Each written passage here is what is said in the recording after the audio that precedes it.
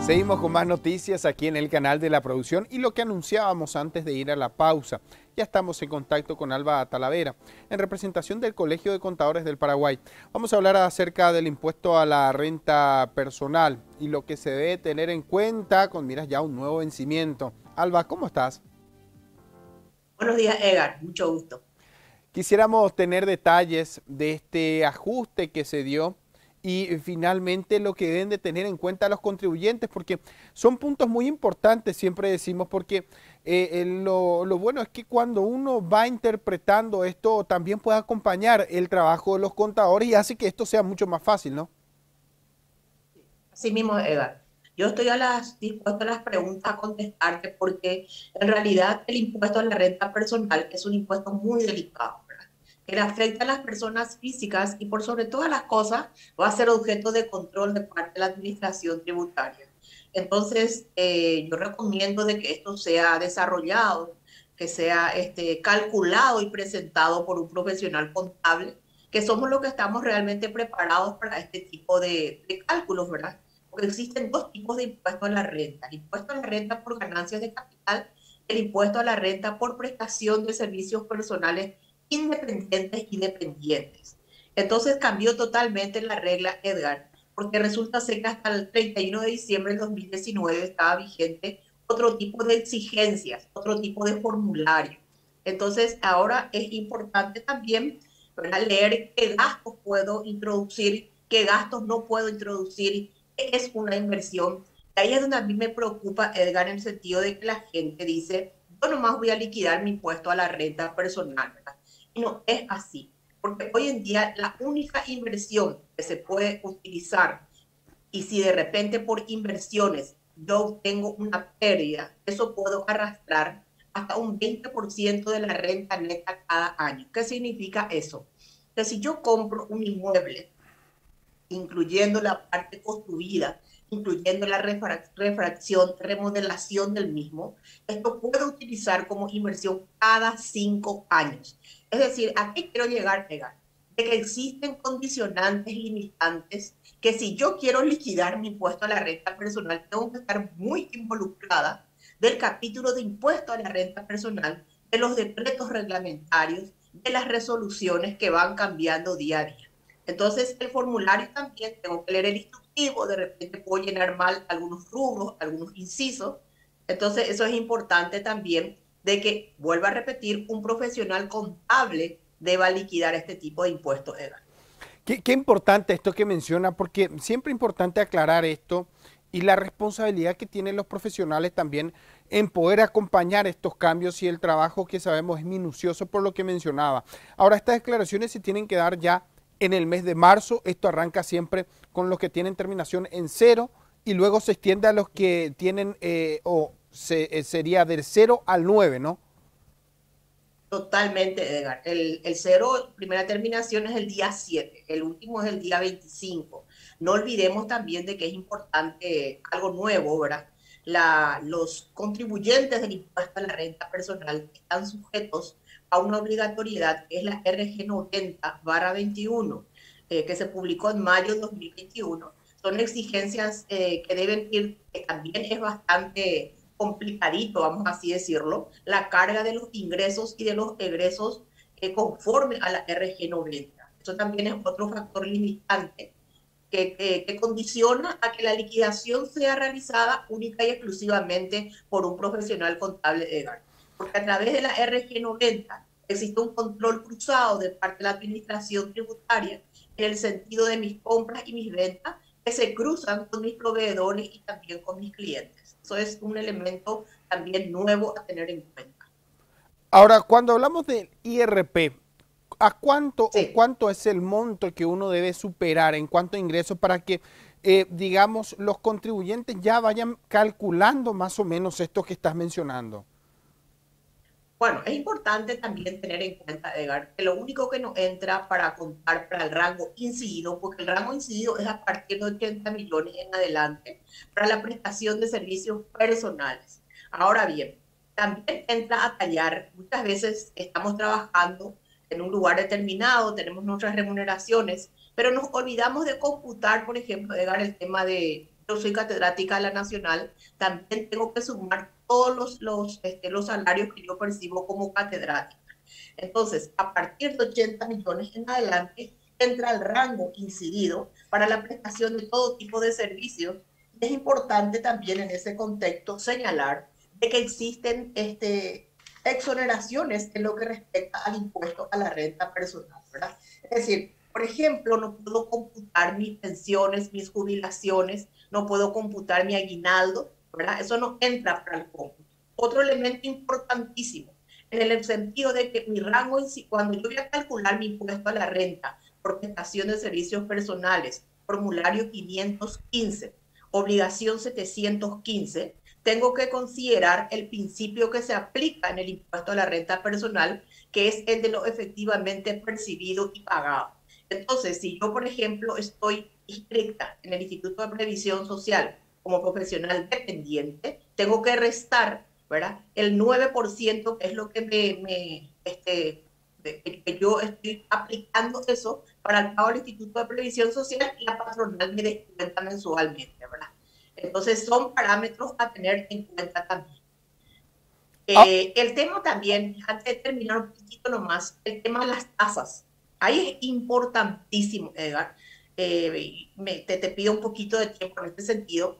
Son tasas graduales, ¿verdad? Por ejemplo, si mi ingreso va de 0 a 50 millones, la tasa es del 8%. Si va de 50 millones 1 a 150 millones, la tasa es del 9%, y de 150 millones 1 en adelante es del 10%. Tasas graduales, Edgar. Ahora, quería nomás hacer mención porque hablabas de el caso de las compras o la deducción en este caso de viviendas, y es algo que nos preguntan mucho en el caso de vehículos. ¿Qué sucede? Vehículo es gasto. Todo lo demás, lo único que es considerado como inversión es la adquisición de inmuebles, ¿verdad? Pero los vehículos son, ¿por qué no, verdad? Pero es un gasto, pero tiene que estar en relación a la actividad grabada. Es decir, tiene que ser un vehículo que yo utilizo para el desarrollo de mis actividades que están grabadas por el impuesto a la renta personal, ¿verdad? Todo lo demás, acuérdense que anteriormente se podía utilizar como inversiones yates, aviones, cuadros, joyas y otras cosas. Hoy en día pueden utilizarse para un concepto de gasto. Otra cosa que se pregunta mucho, Edgar, te voy a decir también, es el tema de gastos en el exterior. Los gastos en el exterior solamente son admisibles en cuanto a gastos de educación y salud. Me llama la otra vez una persona y me dice, pero yo compré un cuadro muy costoso en el exterior. No se puede deducir, Edgar. Solamente gastos de educación y salud. Qué importante esto, porque sabemos que cuando uno hace números tiene en cuenta todos estos aspectos, y cuando uno consulta es en donde uno puede de cierta forma también dar a conocer en base a la experiencia de los contribuyentes, y es a lo que queremos aportar justamente con este tipo de entrevistas. En este caso, sabemos también que se dieron medidas que de cierta forma logren asistir o por sobre todo también acompañar este proceso de recuperación que se da en la economía, y con esto se hablaba del fraccionamiento. ¿Esto todavía continúa? ¿Todavía uno puede hacerlo esto? ¿Y cómo puede hacer cuando uno busca fraccionar esto? ¿Tiene que necesariamente hacer una solicitud? ¿Cómo se maneja esto? Bueno, en realidad no solamente por la situación de pandemia o por la recesión económica, siempre se dio este fraccionamiento de Bárbara. Uno solicita a través de la web, ¿verdad?, ciertos requisitos. Por eso es importante manejar, ¿verdad?, la página de la Subsecretaría de Estado de Tributación, que es www.cet.gov.pi, ¿verdad? Entonces uno entra y están las diferentes opciones. De ahí encontramos la opción de fraccionamiento. Hay unos requisitos que tengo que llegar, pero es importante, tengo que llenar, perdón. Pero es importante también llegar, saber de que si yo solicito fraccionamiento, tengo que cumplirlo en tiempo y forma, porque de lo contrario se suspende este fraccionamiento. Eso también es importante aclarar a los contribuyentes, porque hay gente que deja de pagar 2 o 3 cuotas. En cualquier momento esto puede ir también a solicitud de pago de parte de la abogacía, de parte de los abogados. Lo que sí recuerdo eran las 12 cuotas, como una medida tal vez excepcional y con una entrega mínima del 20%. Era lo que se Así mismo, anunciaba eso justamente. continúa. Eso continúa, Edgar. Continúa eso. Eso es muy Sí. importante porque sabemos también de que estas medidas de cierta forma buscan también de que no se dé, digamos, esta mora, por decirlo de cierta forma, y que contribuya también a mejorar los ingresos de cierta forma. Sí, porque los intereses corren por día y la mora corre en forma mensual, Edgar, del 4 al 14%, y los intereses son del 0,5% por días corridos y 1,5% mensual. Ahora, sobre rentas de capital, ¿algunos ajustes que se Sí. tienen que tener en cuenta? Bueno, por ejemplo, en el caso de venta de muebles para los profesionales, principalmente hay que tener en cuenta que si yo estoy vendiendo a partir de 20 millones en adelante, recién entra a tallar para el impuesto a la renta por ganancias de capital. En el tema, por ejemplo, de loterías, bingos y otros, también a partir de 500.000 guaraníes en adelante, si estoy obteniendo estos premios, ahí recién entra a tallar el impuesto a la renta por ganancias de capital. No nos olvidemos que el impuesto a la renta por ganancias de capital tiene diferentes cálculos, ya sea por venta, enajenación de inmuebles, arrendamiento, subarrendamiento, cesión de derechos, cesión de cuotas sociales, cesión de acciones y otros, ¿verdad? Que hay que tener en cuenta al momento también de realizar estos tipos de transacciones. Muchas veces también los escribanos actúan en carácter de agente de retención, ¿verdad? Y ellos son los que realmente posteriormente presentan esa retención practicada a la administración tributaria en un formulario que es el formulario 525 versión 1. Todos los formularios EGAR son versión 1, con excepción del impuesto selectivo al consumo, que es el 130 versión 2, y actualmente el formulario 500, que es el impuesto a la renta empresarial, que es el formulario 500 versión 2. Ahora, ¿están en conversaciones sobre la posibilidad de que se den nuevos ajustes a esta altura con todos los resultados que se tienen o esto ya se descarta, digamos, para este año? Yo creo que se estaría descartando conforme se dé la situación actual, porque hay un repunte de la economía, si bien no es lo deseado ahora, pero actualmente existe un pequeño repunte de la economía en relación al periodo fiscal anterior, ¿verdad? Claro que sí lo amerita. Nosotros los que conformamos el Consejo Directivo del Colegio de Contadores del Paraguay, estamos a disposición de nuestros colegas, nuestros contribuyentes. Entonces sí amerita, vamos a reunirnos con el viceministro Urue en caso de que así las condiciones lo exigen, ¿verdad? Ahora, desde el Colegio de Contadores, ¿existe una manera de medir de cierta forma la evasión que se tiene? Porque siempre se insiste en esto, en poder ampliar la base contributiva. En este sentido, ¿ustedes observan estos resultados que se están dando? ¿Esto en realidad es así? ¿Se puede hablar de un porcentaje? Yo creo que ese porcentaje, y eso es importante, Gar, que hable un poco con el viceministro para que te comente, como yo dije muy bien, ¿verdad?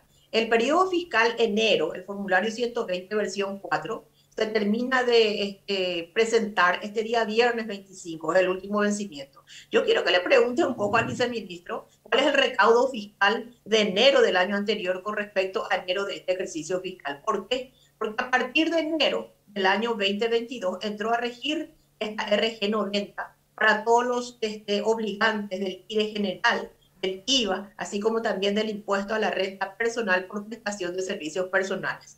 Entonces es importante preguntarle un poco a nuestro viceministro si se incrementaron los recaudos fiscales de enero de 2021 respecto a enero de 2022. Y con eso te respondo, Edgar, porque allí con esta nueva resolución tan criticada, ¿verdad? Tan molesta, que le molestaba a muchas personas, sin embargo, con esto hace de que se pueda formalizar aún más nuestra economía tan sufrida hoy en día.